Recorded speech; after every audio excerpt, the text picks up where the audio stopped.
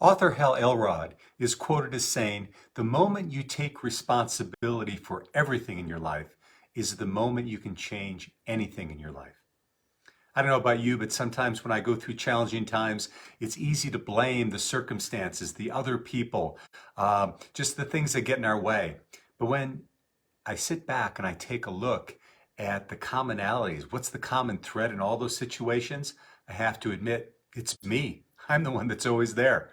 So the fact of the matter is when we want to be able to break through and move through challenging times and really embrace our full abilities, we have to take responsibility on our own.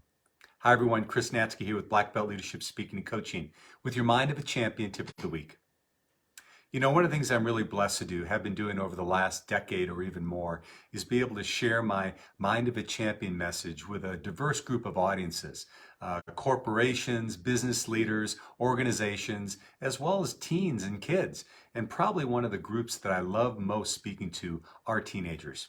Now, there's an inherent challenge with that, man. If you don't have their attention in the first 30 seconds, you are toast for the next hour. But I love the challenge, and I love the ability to be able to touch those young people and see if I can really help them go on to a different path. And several years ago, I was invited to do a commencement speech for a very special group of young men. These young men were actually housed in the highest security correctional institution in the state of Colorado. These are young men who had really fallen upon some hard times and made some bad choices.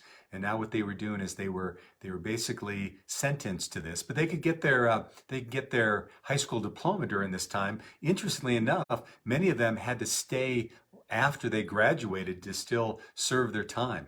But what I found among these young men is there was a definite optimism about their lives. They had realized that they had made mistakes in many cases, but they were just like any other high schoolers that I had spoken to before.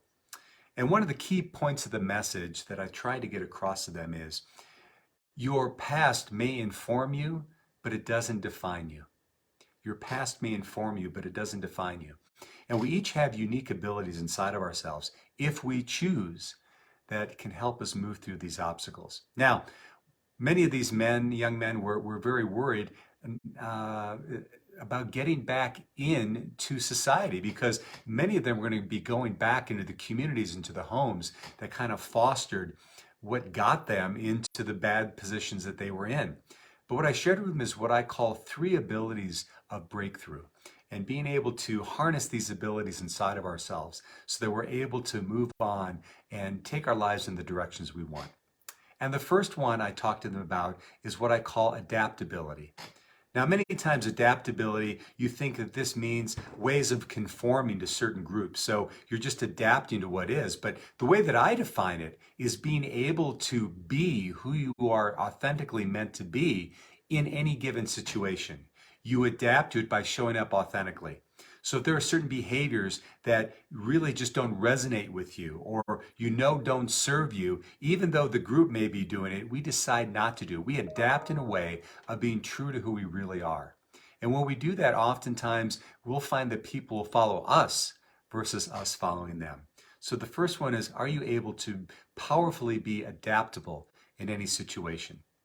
Number 2, I encourage them to be responsible and tap into their responsibility. But I want to do a little play on words here. It's not about responsibility so much of, the moral accountabilities that we have in being responsible, although that's very important.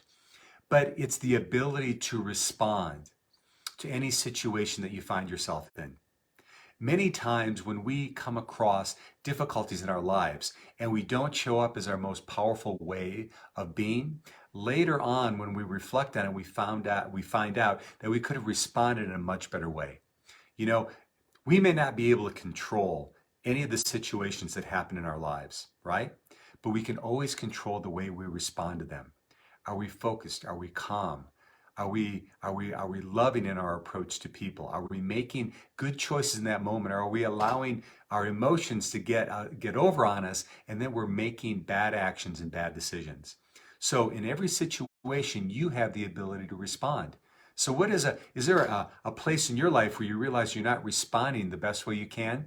And get into that. Think about it yourself and think about, man, the next time that situation happens, this is how I'm going to choose to respond versus allow it to take you over and you end up just reacting to it in a negative way.